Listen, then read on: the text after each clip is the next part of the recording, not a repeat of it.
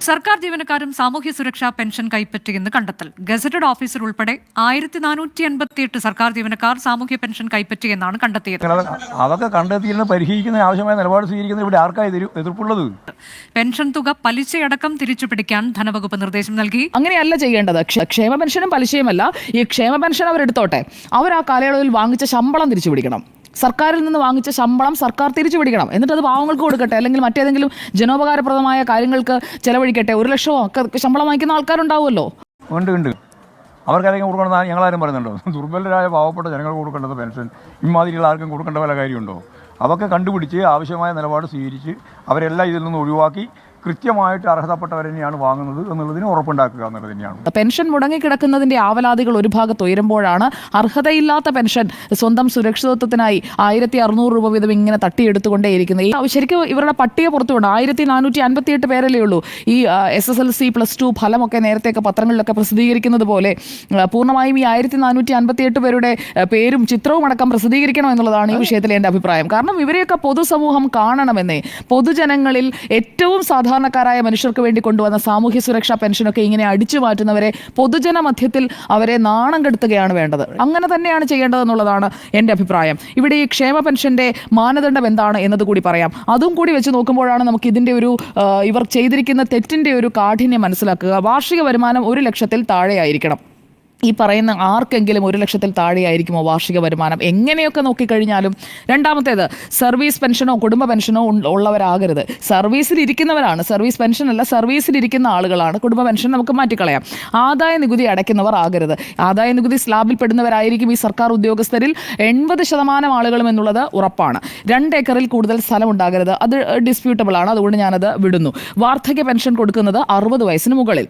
അവിവാഹിതർക്കുള്ള pension 50 വയസ്സിന് മുകളിൽ. കർഷക തൊഴിലാളി പെൻഷൻ ആണെങ്കിൽ 60 വയസ്സിന് മുകളിൽ. ഈ 56 ഇപ്പോഴത്തെ പെൻഷൻ പരിധി എന്ന് പറയുന്നത്. 56 വയസ്സിന് താഴെയുള്ള ഈ സർക്കാർ ഉദ്യോഗസ്ഥർ എങ്ങനെയാണ് ഈ ക്ഷേമ പെൻഷൻ പട്ടികയിൽ ഉൾപ്പെടുന്നത്? ഈ 1458 പേരും അവിവാഹിതരാണോ? അതായത് വിവാഹം കഴിക്കാത്തവർക്കുള്ള 50 വയസ്സിന് മുകളിലുള്ള പെൻഷൻ വാങ്ങുകയാണോ അവർ? ഈ വാങ്ങിക്കുന്നവരെല്ലാം 50 വയസ്സിന് മുകളിൽ പ്രായമുള്ളവരാണോ? ഏത് കാറ്റഗറിയിലാണ് ഇവർ പെൻഷൻ അർഹത നേടിയത്? അതൊരു വലിയ കുറ്റകൃത്യമാണ്, ഒരു ക്രൈമാണ് ഇവിടെ നടന്നിരിക്കുന്നത്.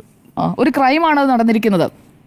ഇവിടെ ഈ ഉയർന്ന ശമ്പളം വാങ്ങുന്നവരാണ്. ഡോക്ടർ അരുൺ നേരത്തെ ശമ്പളത്തിൻ്റെ കണക്കൊക്കെ കൃത്യമായി പറഞ്ഞു. അങ്ങേക്കറിയാമല്ലോ, ഒരു കോളേജ് അധ്യാപകനായിരുന്നു താങ്കൾ. അപ്പോൾ കിട്ടുന്ന ശമ്പളം എത്രയാണ്? അതേ ശ്രേണിയിൽ തന്നെ ശമ്പളം വാങ്ങുന്ന ആളുകൾ ഒരു നാണവുമില്ലാതെ ഈ സാമൂഹ്യ സുരക്ഷാ പെൻഷൻ കൈയിട്ട് വാരാനായി, പാവപ്പെട്ടവൻ്റെ പിച്ചച്ചട്ടിയിൽ കൈയിട്ട് വാരുക എന്നൊക്കെ നമ്മൾ ആലങ്കാരികമായി പറയാം. അതിനേക്കാൾ വൃത്തികെട്ട ഒരു കാര്യമാണ് ഇവിടെ ചെയ്തിരിക്കുന്നത്. ആരോഗ്യ വകുപ്പിൽ 373 പേർ, പൊതുവിദ്യാഭ്യാസ വകുപ്പിൽ 224, മെഡിക്കൽ എഡ്യൂക്കേഷൻ 124, ആയുർവേദം 114, ഇങ്ങനെ പോകുന്ന കാറ്റഗറി 1458 പേരാണ്. ഇവർ ഈ ക്ഷേമ പെൻഷൻ അർഹതയുണ്ട് എന്ന് ഞാൻ മനസ്സിലാക്കുന്നത്, ക്ഷേമ പെൻഷൻ അർഹതയുണ്ട് എന്ന് ഈ തദ്ദേശ സ്ഥാപനങ്ങൾ സാക്ഷ്യപ്പെടുത്തി കൊടുക്കണം. അങ്ങനെ സാക്ഷ്യപ്പെടുത്തി കൊടുത്ത ആ ഉദ്യോഗസ്ഥൻ ആരാണ്? ഈ 1458 പേർക്കും അങ്ങനെ സാക്ഷ്യപ്പെടുത്തി കൊടുത്ത ഒരു ഉദ്യോഗസ്ഥൻ ഉണ്ടാകുമല്ലോ ബന്ധപ്പെട്ട തദ്ദേശ സ്ഥാപനത്തിൽ. അയാളെയും പണിഷ് ചെയ്യണം എന്നുള്ളതാണ് ഈ വിഷയത്തിൽ സർക്കാർ എടുക്കേണ്ട നിലപാട്. അയാളും പണിഷബിൾ ആയിട്ടുള്ള ഒരു ഒഫൻസ് തന്നെയാണ് ഇവിടെ ചെയ്തിരിക്കുന്നത്. ഒരു കുറ്റകൃത്യത്തിന് കൂട്ടുനിൽക്കുകയാണ്. സർക്കാർ ഉദ്യോഗസ്ഥനാണ് അല്ലെങ്കിൽ ഗസറ്റഡ് ഓഫീസറാണ് എന്ന് അറിയാതെയൊന്നുമല്ലല്ലോ ഈ പെൻഷന് വേണ്ടിയിട്ടുള്ള ഈ നടപടിക്രമങ്ങളൊക്കെ പൂർത്തിയാക്കി കൊടുത്തത്. രണ്ടാമത്തെ കാര്യം, ഇന്ന് മന്ത്രി പറഞ്ഞത് മുതലും പലിശയും ഒക്കെ തിരിച്ചു പിടിക്കും എന്നാണ്. ക്ഷേമ പെൻഷനും അതിൻ്റെ എത്ര കാലമായി വാങ്ങുന്നു അതിൻ്റെ പലിശയും വാങ്ങുമെന്നാണ്. അങ്ങനെയല്ല ചെയ്യേണ്ടത്. ക്ഷേമ പെൻഷനും പലിശയുമല്ല. ഈ ക്ഷേമ പെൻഷൻ അവരെടുത്തോട്ടെ, അവർ ആ കാലയളവിൽ വാങ്ങിച്ച ശമ്പളം തിരിച്ചു പിടിക്കണം.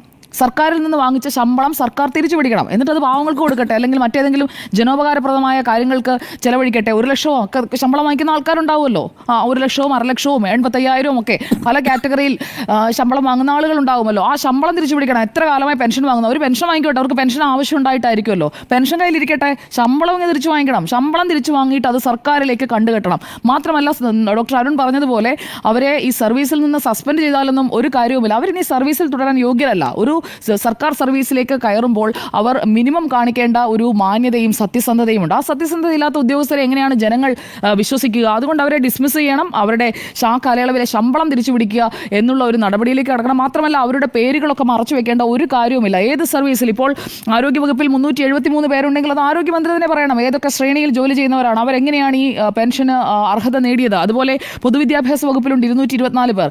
എങ്ങനെയൊക്കെയാണ് ഇവർ കയറി കൂടിയിരിക്കുന്നത്, ഏതൊക്കെ ഭാഗങ്ങളിലാണ്? ഇപ്പോൾ 2 പ്രൊഫസർ ഓഫീസേഴ്സ് ഉണ്ട് എന്ന് താങ്കൾ പറഞ്ഞു. അതൊക്കെ ഏതൊക്കെ വ്യക്തികളാണ്? അതായത് ഇത്രയും ഉന്നതമായ ജോലി കിട്ടിയിട്ട് ആ ജോലിയുടെ ശമ്പളം വാങ്ങുന്നതിനൊപ്പം പാവപ്പെട്ടവൻ വാങ്ങുന്നത് പോലെ ഈ ഒരു പെൻഷനും കൂടി വാങ്ങുക എന്ന് പറഞ്ഞു കഴിഞ്ഞാൽ എന്തൊരു അക്രമമാണ്. എങ്ങനെ ഇവർക്ക് ഇതൊക്കെ ചെയ്യാൻ കഴിയുന്നു? അതാണ് അതെ. ഈ 1600 രൂപ ആ പാവങ്ങൾക്ക് കൊടുക്കേണ്ടത് ഇങ്ങനെ തട്ടിച്ചും വെട്ടിച്ചും ഒക്കെ ഉണ്ടാക്കിയെടുത്തിട്ട് ഇതുകൊണ്ടൊക്കെ എന്ത് ചെയ്യാനാണ് അവർ ഉദ്ദേശിക്കുന്നത് എന്നുള്ളതാണ്.